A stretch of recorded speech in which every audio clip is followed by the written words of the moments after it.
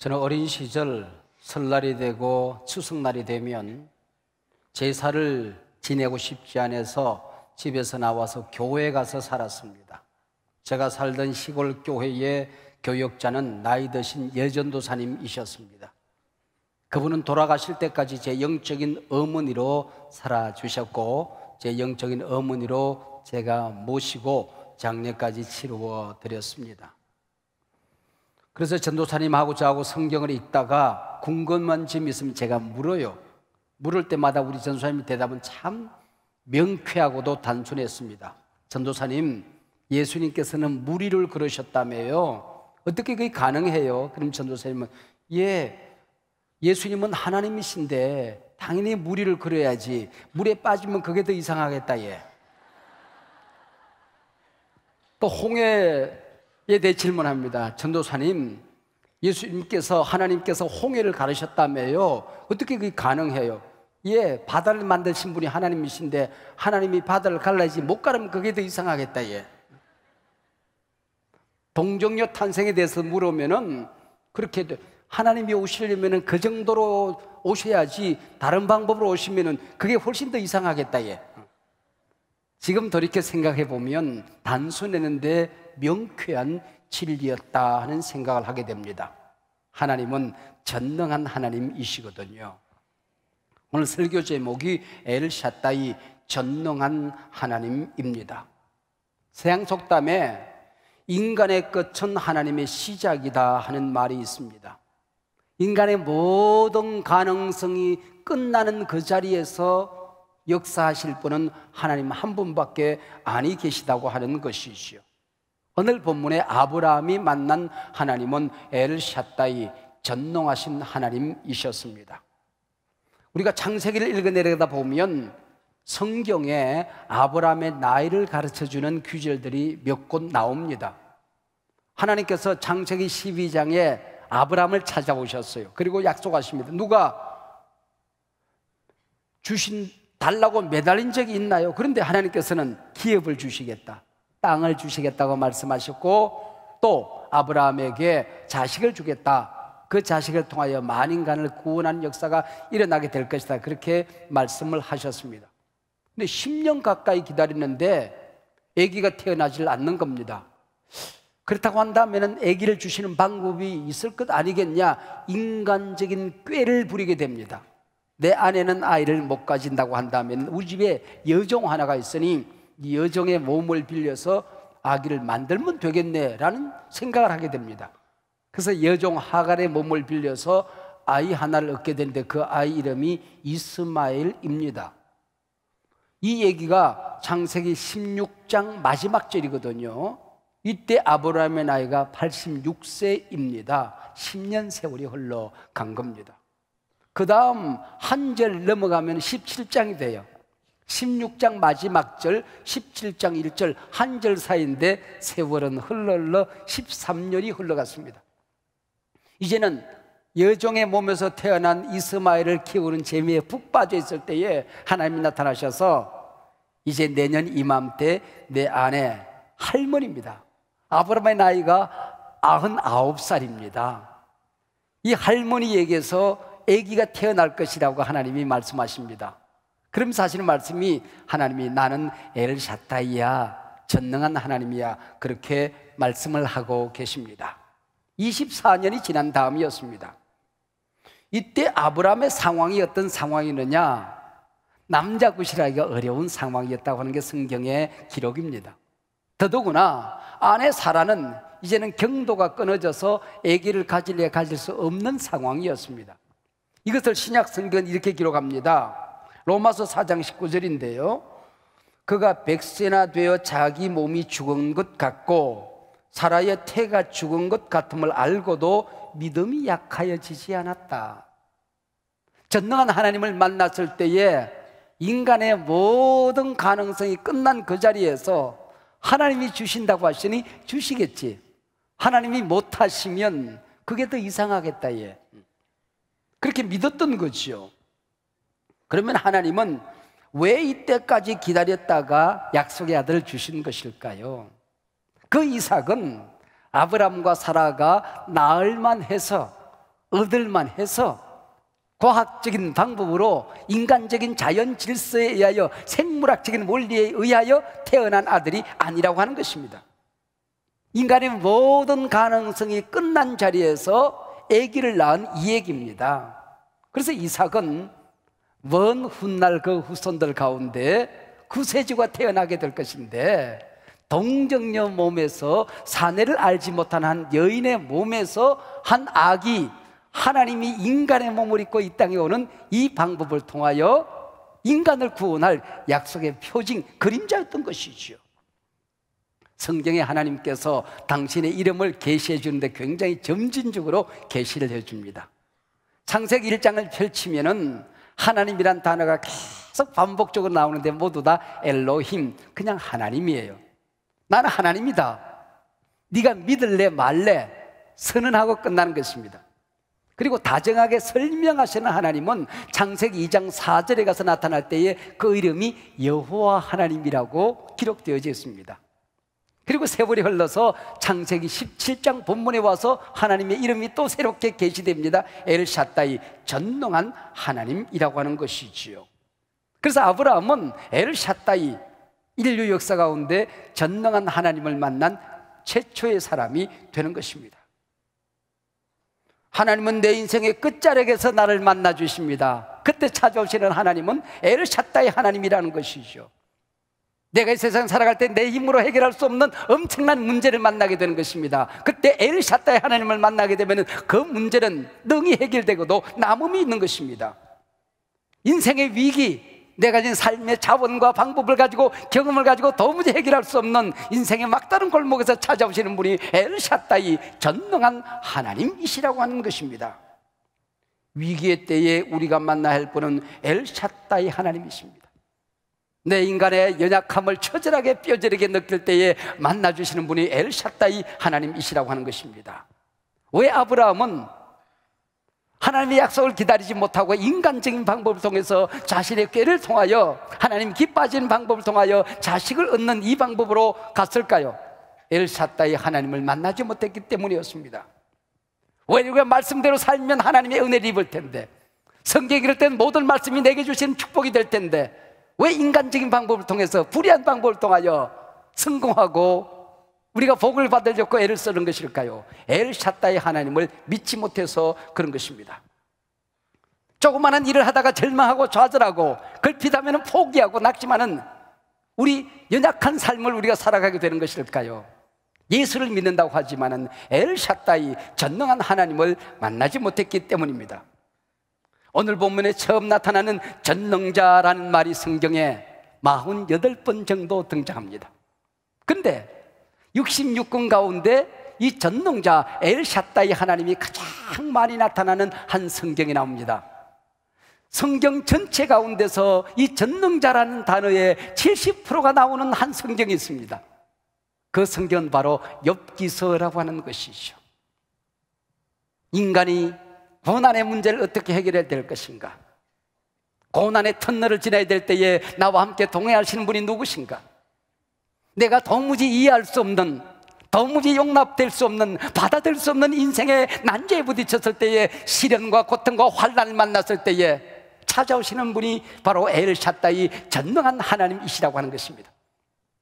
아무리 묻고 또 물어도, 토의하고 또 토의해도, 기도하고 기도해도 해결되지 않은 그 문제, 전능한 하나님만이 해답이라고 하는 것입니다. 해결자라고 하는 것입니다. 길이라고 하는 것입니다. 그래서 욥기서에 엘샤다이, 전능한 하나님 단어가 가장 많이 등장하게 되는 것입니다. 오늘 여러분들 가운데 고난의 터널을 지나시는 분들이 있습니까? 도무지 이성으로 해결되지 않은 난제에 부딪힌 분이 계십니까? 내가 살아왔던 삶의 자원과 내 이웃의 도움으로는 도무지 해결할 수 없는 막다른 골목에서 쩔쩔매고 계시는 분이 계십니까? 오늘 동정녀 몸에서 태어난 예수 그리스도 엘샤다이 하나님이 여러분의 하나님이 되시길 바랍니다. 그분이 여러분들 가운데 다시 태어나시길 바랍니다. 예수 그리스도 이 땅에 태어나심이 2000번을 넘었건만은 그 예수님이 엘샤다이 하나님으로, 전능한 하나님으로 여러분의 삶 속에 다시 오시지 않는다고 한다면, 여러분의 영혼 속에 찾아올 수 없다고 한다면 그 예수 그리스도와 당신은 아무런 상관이 없게 되는 것이죠. 오늘 위기의 시대를 희망으로 받고 살아가는 하나님의 사람들이 만나는 분, 그분은 바로 전능한 하나님 엘샤다이가 되시는 것입니다. 우린 너무나도 간단하게 하나님은 전능한 분입니다라고 고백을 합니다.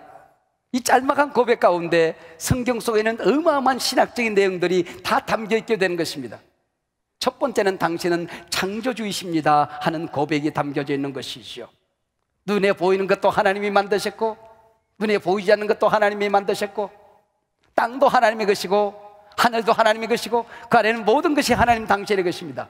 역사를 운행하시는 분은 당신이십니다. 그 고백이 이 전능한 하나님 안에 담겨져 있는 것입니다. 당신은 구원자라는 고백이 담겨져 있는 것이죠. 누구를 구원할까? 어떻게 구원할까? 어떤 상황을 통하여 구원할까? 도무지 하나님 앞에 돌아오지 않는 택한 백성이 있을 때에 때로는 그에게 고난을 줍니다. 인생의 막다른 골목 시련을 줍니다. 그래 불러서 구원하여 하나님의 자녀 삼으시는 분, 그가 바로 구원자 엘샤다이 하나님이시라고 하는 것이죠. 그분은 무소부지한 분이십니다. 시공을 초월하여 아니 계신 곳이 없습니다. 내가 하나님을 기뻐하는 예배 이 자리도 하나님이 함께 하시지만은 범죄하고 타락하여 하나님을 등지고 도망가는 그 자리도 하나님은 함께 하신다는 뜻입니다. 무소부지한 분이십니다. 보이는 것과 보이지 않는 것, 내 마음 깊숙한 곳에 숨겨두어서 입으로 고백하지 않은 내 은밀한 곳까지 하나님은 알고 계십니다. 그분은 능치 못하심이 없으신 분이십니다.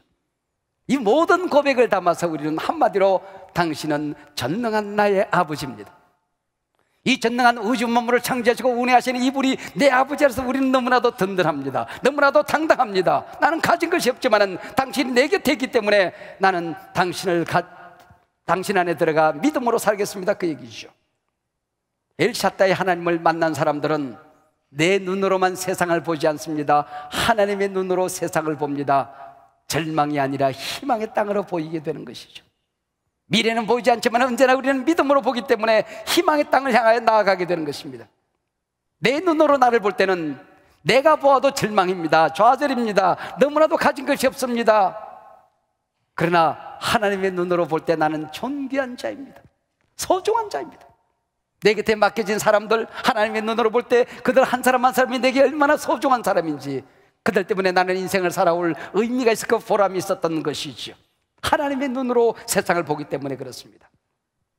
어떤 사장님이 자기 사무실에 큰 캐비넷을 하나 갖다 놓고 그 안에 모든 필요한 것을 다 집어넣어놨습니다. 그래서 비서에게 캐비넷 열고 뭐 좀 가져오느라 뭐 좀 가져오느라 그래요. 근데 한 번은 뭐 좀 가져오느라 그랬는데 비서가 가서 이게 뭐 37에 어디로 몇 바퀴, 68에 어디로 몇 바퀴, 77에 어디로 몇 바퀴 복잡하게 만들어 놓았어요. 번호를 까먹기가 일쑤입니다. 사장님 또 번호가 생각이 안 나요. 그때마다 장로님이 사장님이 다 하나님께 기도합니다. 종을종을 딱 생각을 해서 딱 열어요. 야, 이게 장로님이 참 기가 막히다. 나중에 알고 봤더니 위에 번호를 다 천장에 써놨던 겁니다. 모든 인생의 비밀은 위에 있습니다. 하나님에게 있습니다. 여러분, 세상 살아가다가 한 걸음도 앞으로 전진할 수 없을 때가 있을 것입니다. 뒤로 물러설 수도 없을 때가 있을 것입니다. 좌측에도 도움의 손길이 없습니다. 우측에도 갈 길이 없습니다. 땅으로 꺼지고 싶지만은 죽을 수도 없는 것입니다. 그때에 한 곳은 언제나 열려 있습니다. 위는 열려 있습니다. 할렐루야. 인생의 위기의 막다른 골목에서 언제나 하늘을 보면 하나님의 그 영원한 세계 하늘은 열려 있습니다. 아브라함을 보십시다. 아브라함을 믿음의 조상으로 부르셨습니다. 그 자손들 가운데 예수 그리스도가 태어나서 영접하는 자, 곧 이름을 믿는 자들에게 하나님의 자녀가 되는 군세를 주셨던 것이죠. 25년의 세월이 흘러서 그 자식을 얻었습니다. 자신도 아내도 이제는 자식을 갖기에는 너무나도 늦어버렸습니다. 모든 것을 이제는 포기한 상황입니다. 그때 하나님의 천사가 나타났습니다. 내가 내년 이맘때에 네가 자식을 갖도록 도와줄 거야. 아니, 어떻게 이 늙은 몸이, 내가 내 아내를 아는데 하나님도 모르는 게 계시는군요. 내 아내 끝났어요, 하나님. 그 얘기를 밖에서 사라가 듣고 있다가 피식 웃어버렸습니다. 진짜 그렇네. 하나님도 모르는 게 있네. 나 끝났는데. 그래서 하나님 말씀하시면 너 왜 웃냐? 안 웃었는데 너무 놀라가지고 네가 웃었다. 그래서 네가 웃음을 낳게 될 것이다. 10달 후에 아이가 태어납니다. 그 아이 이름이 뭔지 아세요? 이삭. 웃음입니다. 웃음. 얼마나 하나님은 재미있으신 분이십니까? 여러분 인생 살아가다가 이제는 웃음이 끝났다고 느낄 때가 있습니까? 모든 기쁨이 이제는 내 인생에서 사라졌다고 느낄 때가 있습니까? 웃기는 이제 틀렸다고 생각하시는 분들이 계십니까? 전능하신 하나님을 만나서 기쁨을 얻으시길 바랍니다. 웃으시는 여러분이 되시길 바랍니다. 이삭의 태어남과 함께 그 가정의 웃음꽃이 만발했듯이 예수 그리스도가 여러분 안에 태어남으로 말미암아 여러분의 모든 고난이 사라지기를 원합니다. 지옥의 군세가 떠나기를 원합니다. 여러분 묻고 있던 온갖 상처와 악한 것들이 사라지기를 원합니다. 웃음이 가득한 우리 주 예수 그리스도 이삭이 여러분 안에 태어나기를 축복합니다. 할렐루야. 흔히 내가 늘 그렇게 말씀드리잖아요. 구약 성경은 아기 못 낳는 할머니가 아기 낳는 얘기다. 신약 성경은 사내를 알지 못하는 처녀가 아기 낳는 얘기다. 내가 할 수 없는 일들이 꽁꽁 닫혀있던 천국의 문이 우리 주 예수 그리스도로 말미암아 할 수 있게 되고 문이 열려지는 것이다. 오늘날 종교다원주의자들이 종교의 봉사, 섬김, 사랑, 희생 이런 얘기들만 하고 기독교가 가지고 있는 너무나도 독특한 교리들은 설명하지 말자. 그래야 불교든 천주교든 기독교든 심지어는 이단들도 더러 사랑하며 이 시대를 살아갈 것 아니냐. 기독교의 독특한 교리에 대해서는 말하지 말자라고 주장하는 6가지의 정통 교리가 있습니다. 정통 신학이 있습니다. 성경이 어떻게 기록되었냐 하는 것입니다. 이것을 뭐라고 하니 성령의 영감론이라고 하는 것입니다. 이 성경 말씀은 사람의 손을 빌려서 기록했지만은 성령이 직접 감동을 주어서 기록된 하나님의 말씀이라는 믿음입니다. 문학 서적이 아니라고 하는 것이죠. 예수님의 온전한 신성과 온전한 인성입니다. 우리 주 예수 그리스도는 100%이지 하나님이십니다. 우리 주 예수 그리스도는 100%이지 사람의 몸을 입고 이 땅에 오셔서 사람을 구원하여 하나님 나라로 인도하시는 분이십니다. 그분은 십자가에 달려 돌아가시는 것은 정치적인 희생양으로 돌아가신 것이 아닙니다. 정의나 사랑을 실천하기 위해서 돌아가신 분이 아닙니다. 그분의 죽음은 대속적인 죽음이라는 신학의 고백입니다. 내 죄를 담당하셨습니다. 여러분의 죄를 담당하셨습니다. 지옥의 권세를 닫으셨습니다. 하늘의 문을 여셨습니다. 대속의 죽음입니다. 육체적인 부활입니다.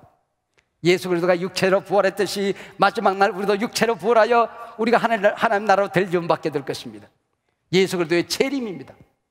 인류의 시작이 있었듯이 이 땅의 시작이 있었듯이 인류의 마지막이 있고 지구의 종말이 있는 것입니다. 마지막으로 예수 그리스도는 동정녀 몸에서 탄생하셨습니다. 근데 타 종교가 종교다원주의자들이 이 독특한 교리를 주장하지 말자는 것입니다. 너 기독교에서 이 초월적인 진리를 빼고 나면 기독교는 기독교가 아닌 것입니다. 종교로 전락하고 마는 것입니다. 우리가 100번, 1000번 순교하는 일이 있다고 할지라도 이 말씀은 하나님의 말씀입니다. 이것은 진리입니다. 우리를 구원하는 원리입니다. 지금은 예능교회 조근의 목사님이라고 하는 제 공군 장교 동기 한 분이 목회를 합니다. 옛날에는 그게 연예인 교회였어요. 그 하영조 목사님이 젊은 시절 개척한 교회입니다. 연예인들 모아놓고 성경 가르치는데 성탄절 동정녀 몸에서 태어난 이 교리를 가르치고 있었습니다. 처음 그 자리에 찾아온 한 연예인이 구봉서 장로님이, 그때는 장로님이 아닙니다. 그냥 구봉서 씨입니다. 누구 친구를, 후배를 모시고 왔어요. 그래서 이런저런 공부를 하다가 이 처음 그에 참석한 후배가 그렇게, 아니 목사님 말이 되는 소리를 하세요. 처녀가 어떻게 아기를 낳습니까? 이게 성경 다 거짓말이네. 말이 되는 얘기를 해야 내가 믿죠. 그랬더니 구봉서 씨가 옆에 있다가 자기 후배를 향하여, 야 이 자식아, 그 신랑 요셉이 믿겠다는데 네가 왜 지랄이야? 그래서 지랄 않고 믿었대요. 그때부터는 다시는 지랄 안 했대요. 여러분, 요셉이 믿었던 천군 천사가 말씀한다. 하나님 말씀하신 전능한 하나님이길래 이게 가능한 것입니다. 하나님이 인간의 몸을 입고 올 때에 이 방법이 아닌 다른 방법으로 온다면 그게 더 이상하겠다. 예수님 동정녀 탄생의 교리는 지난 2000년 동안 수많은 비판과 비난을 받아왔습니다. 기독교가 비이성적이다, 비합리적이다, 허무맹랑한 종교라고 비난하는 수많은 비난의 중심에 서 있었습니다. 그러나 우리는 이 교리, 이 진리, 이 사실이 추워도 의심되지 않습니다. 저절로 믿어지는 걸 어떻게 하는 것입니까? 이 시간에 예수님이 여러분 가운데 탄생하시면, 성령님이 여러분을 도와주시면 이 초월적인 진리가 믿어지게 될 줄로 믿습니다. 최근 동정녀 탄생을 과학적으로 증명하는 많은 이야기들이 있습니다. 유성생식이라는 게 있습니다. 번식할 때 핵분열, 세포분열로 번식이 가능한, 혼자서 번식이 가능한 과학의 여러 가지 증명이 있지 않겠습니까? 전기 충격으로 임신이 가능한 생물체들이 있습니다. 최근에는 복제가 일반화되어지고 있습니다. 그러나 마리아 동정녀 몸에서 예수 그리스도가 탄생한 이것은 과학적으로 증명할 수 있기 때문에 진리라고 한다면 그것은 성경을 왜곡한 것입니다. 이 동정녀 탄생의 교리는 끝까지 신비로 남아있어야 하는 것입니다. 인류 역사 속에서 반복될 수 없는 진리입니다. 오직 예수님이 이 땅에 오시는 유일한 방법이 이 길이었던 것입니다. 할렐루야. 그분은 엘샤다이 하나님, 전능한 하나님이기 때문에 이 방법을 통하여 인류를 구원하셨던 것이죠. 어떤 사람이 사업을 하다가 실패를 했어요. 가족들에게 큰 아픔을 남겼습니다. 그를 믿고 돈을 투자한 수많은 친구들과 가족, 친지들에게 어마어마한 상처를 남겼습니다. 도무지 살 수가 없었습니다. 술이 아니고는. 그래서 매일같이 술집에 가서 양주 가운데 나폴레옹 꼬냑이라는 술이 있답니다. 본 적은 없습니다. 그래서 아침부터 저녁까지 계속 마셨대요. 그리고 나오면서 소리를 지르면, 나폴레옹, 네 사전에 불가능이 없다고? 나는 매일같이 니놈 한 병씩 마셨는데 되는 일이 없다 이놈아. 말인즉 사실이죠. 나폴레옹 사전에는 불가능이라는 단어를 칼로 오려내버렸습니다. 그래서 나폴레옹 사전에는 불가능이라는 단어가 없었지만은 인간이라는 게 할 수 있는 게 별로 없는 것입니다. 하나님만이 우리를 구원하십니다. 하나님만의 역사를 운행하십니다. 이 나라의 문제가 태산처럼 쌓여있지만은 전능하신 하나님이 이 민족 사랑하시면은 절대로 망하는 법 없습니다. 세계 열강들과 어깨를 나란히 하게 될 것입니다. 한국계 분연이 일어나게 될 것입니다. 여러분의 가정에 형통한 일들이 일어나기를 축복합니다. 여러분들 가운데 좋은 일들이 일어나기를 축복합니다. 할렐루야. 아브라함과 사라는 모든 것이 끝난 그 자리에서 엘샤다이 하나님이 찾아오셨습니다. 너의 끝이 나의 시작이다. 네가 포기한 그 일이 내가 이룰 일이다. 나는 약속을 지킨다. 약속을 지킬 수 있는 능력이 있다. 네가 인생을 살아가다가 모든 것이 끝났다고 할 때에 내게 찾아와야 될 것이다. 너의 모든 한계와 약점이 드러나게 될 때에 내가 너를 도와줄 것이다.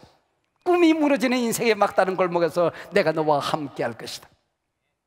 저는 젊은 시절 엘샤다이 하나님을 만난 적이 있습니다. 지금 생각해보면 웃었기 짝이 없지만은 그때는 정말 전능하신 하나님의 도움이 아니고서는 도무지 해결될 수 없는 커다란 어려움의 문제였습니다.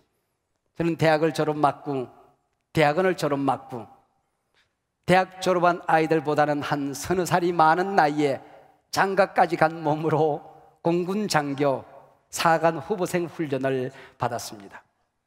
훈련을 받다 보면은 어느 정도 훈련이 이제 진행된 가운데 휴가를 한번 보내줍니다. 그래서 몇 월 며칠 날 휴가를 간다고 그러고 휴가증을 다 썼습니다. 근데 갑자기 하루 전날 휴가가 취소되는 겁니다. 그리고 후보생들이 이해가 안 되니까 집단 항거가 일어나기 시작한 것입니다. 밥을 먹질 않습니다. 식사에 대한 묵념, 그리고 식사 시작, 조금 기다리고 있다, 식사 끝, 그럼 전부 다 프라이팬을 들고 가서 밥을 엎어버립니다. 그날 통닭이 나오는 날입니다. 밥과 함께 통닭이 나옵니다. 옆 식당에서 밥을 먹는 사병 훈련생들은 그 냄새에 미칠 지경이죠. 식사에 대한 묵념, 식사 시작, 좀 기다리고 있다가 식사 끝, 들고 들어가서 통닭과 함께 밥을 프라이팬을 엎어버렸습니다. 그리고는 680명 사관 후보생들이 연병장에 모였습니다. 토론이 벌어진 것입니다. 그래도 이제는 밥을 먹자 말자, 끝까지 우리가 한글을 하자, 뭐 난리가 났어요. 근데 제가 단위로 대대장, 연대장 이런 분이라서는 그 단위로 제가 뛰어 올라갔습니다. 그리고 제가 했던 얘기는 그냥 뭐 대단한 이야기 아닙니다. 나는 가난한 농부의 아들로 태어나서 어릴 때부터 농사를 지으면서 밥 한 톨이 우리 입에 들어올까지 농부들이 얼마나 어마어마한 수고를 해야 되는지 그걸 제가 설명했습니다. 우리 아버지가 양계장을 하면서 그 닭 한 마리를 지키기 위해서, 도둑을 지키기 위해서, 닭을 잡아먹으러 오는 짐승들과 싸우기 위해서 밤잠을 자지 못하고 창을 만들어서 도둑들을 지키던 아버지의 수고를 얘기했습니다. 다른 건 다 괜찮다. 이 농부들의 수고와 지금 밥 먹지 못하는 북한에 있는 우리 동포들을 우리 지킨다 그러면서 그들을 통일로 인도한다 그러면서 우리 장교 후보생들이 밥을 얻는 것, 통닭을 얻는 것은 나는 용서가 안 된다. 다른 다 방법 좋다. 그러나 이것은 안 된다. 제가 쫙 연설을 했습니다. 그랬더니 지휘관들이 거기 나타나지 않고 먼 곳에서 망원경으로 그 광경을 지켜보고 있었던 것입니다. 그런데 보니까 한 녀석이 주동자가 단에 탁 건방지게 올라갔습니다. 그리고 키도 2m도 안 되는 녀석이었습니다. 그리고 뭔가 오랫동안 막 근데 막 끝무렵에 가서 전부 다 608생이 박수를 치는 겁니다. 야, 저놈이 틀림없이 주동자다. 그렇게 판단을 내린 겁니다. 그때 탁 나타나더라고요. 딱 대대장이 나타나더니 조금 전에 이 단에 서서 선동했던 후보생 누군가, 제가 딱 일어섰습니다. 너만 무릎 꿇고 앉고 다른 모든 후보생들 각자 자기 방으로 들어갔습니다. 제가 무릎 꿇었어요. 너 군사재판에 회부될 거야. 거기서 기다려. 그리고 사라진 겁니다. 이거 큰일 났지 않습니까? 이게 저는 분명히 좋은 얘기를 한 것 같은데 누명 오명을 쓴 겁니다. 그때 제가 불렀던 하나님이 전능한 하나님입니다. 이건 하나님이 해결해 주. 여러분, 군대 그 안에 갇혀 있는 그 훈련병이 그 얼마나 그 나약한 아이입니까? 연병장 바닥을 긁기 시작했습니다. 얼마나 긁었는지, 그게 내가 긁은 자리가 그 딱딱한 연병장이 이렇게 홈이 파였어요. 보니까 손이 다 톱이 달고 그 피가 줄줄 흐르게. 그리고 기도를 한 것입니다. 그리고 무릎 꿇어 있으라고 그러는데 제가 달려갔습니다. 항공병학교 교장실로 달려들어갔습니다. 그 다음에 제가 사령관실로 달려들어갔습니다. 여러분, 이게 후보생이 별 2개짜리 나타나면요, 별이 나타나면 그냥 저절로 기절을 합니다. 이게 군대 때는 그래요. 이게 사관 후보생이 별 2개짜리 방으로 뭘 딱 들고 들어가서 저는 그 단에 서서 내가 무슨 얘기를 했는가를 쫙 설명했습니다. 논리 있게 질서정연하게 또박또박 가난한 농부의 아들로 태어나서 밥 한 톨이 만들어지기 위해서는, 우리 아버지가 양계장을 하면서 닭을 지키기 위해서는 생명을 걸고 지켰던 것을, 나라를 지킨다는 녀석들이 밥알을 넘는다는 것은, 통닭을 넘는다는 것은 나로서는 용서할 수 없어서 그 앞에 서서 내가 설득할 수밖에 없었습니다. 딱 얘기하는 거 딱 듣고 있더니 나가봐 그러더라고. 비상 용무껏 그렇게 탁 나왔습니다. 그럼 밖에서 들으니까 그 자리에서 전화를 배를 따라가니까 지금 나가는 이 후보생 정신교육 장교로 임명해.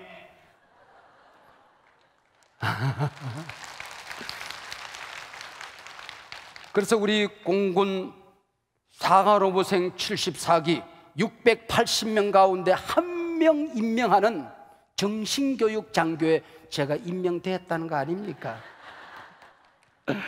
여러분, 지금 돌이켜보면 이것은 하나님이 그냥 도와주셔서 그렇게 된 거지만은 엘샤다이 갖다 붙이기는 좀 무리가 있어요. 근데 나는 그때 전능한 하나님이셨어요. 내 힘으로는 막다른 걸목이었어요. 그 하나님은 반전시키는 하나님이셨어요. 군사재판에 회부되는 것이 아니라 4년 5년 동안 정신교육 장교로서 공군 교육사령부를 정신교육을 이끄는 책임자에 권할 수 있는 어마어마한 역전 드라마가 내게 펼쳐지게 된 것입니다. 위기에 부딪힌 분이 계십니까? 고난과 어려움을 만나신 분이 계십니까? 내가 진 삶의 자원에 막다른 골목에 계신 분이 계십니까? 오늘 임마누엘 동정연몸에서 오신 그 예수님이 여러분 가운데 다시 오시기를 축복합니다. 엘샤다이, 인간의 모든 가능성이 끝난 그 자리에서, 내 가진 모든 삶의 자원이 끝난 그 자리에서, 모든 방법이 사라진 그 자리에서 하늘 가르고 임하시는 엘샤다이 전능한 하나님이 오늘 여러분 가운데 임하는 이 예배가 되기를 원합니다. 이 축복이 여러분 가운데 임하기를 원합니다. 오늘 이 예배가 여러분 생애의 위대한 삶의 전환점, 새로운 출발점이 되기를 주 예수 그리스도의 이름으로 축원합니다. 기도하시겠습니다. 하나님 아버지, 고맙고 감사합니다. 오늘 이 성탄주일 예배를 통하여 우리의 소중한 VIP들과 함께 아버지 하나님 찬 눈비 맞으며 이곳으로 달려왔습니다. 달려온 저 발걸음이 천국을 향한 발걸음, 위대한 출발이 되게 하신 줄로 믿습니다. 아버지 하나님, 예수를 그리스도로 영접한 이 기쁨이 다시 한번 새롭게 하시고, 오늘 아버지 하나님 빈 말구유처럼 예수님 안에 계신 심령들 속에 주님을 영접하고 우리 주 예수 그리스도가 구세주로 저들 영혼 속에 다시 탄생되어지는 소중한 예배가 되게 하여 주시옵소서. 이 시간, 한 해를 마무리하는 이 시간, 고난 가운데 있는 사람들, 고통 가운데 있는 사람들, 내 힘으로 해결할 수 없는 문제를 끌어안고 살아가는 사람들, 배고픔에 추위에 떨고 있는 사람들, 내 힘으로 해결할 수 없는 질병과 고통을 끌어안고 울부짖고 있는 사람들, 하나님 아버지, 이 나라 곳곳에 있는, 아니 저 북녘에 예수도 복음도 자유도 교회도 없는 불쌍한 내동포들 가운데 주님 찾아와 주시옵소서. 우리 주 예수 그리스도의 이름으로 기도하옵나이다. 아멘.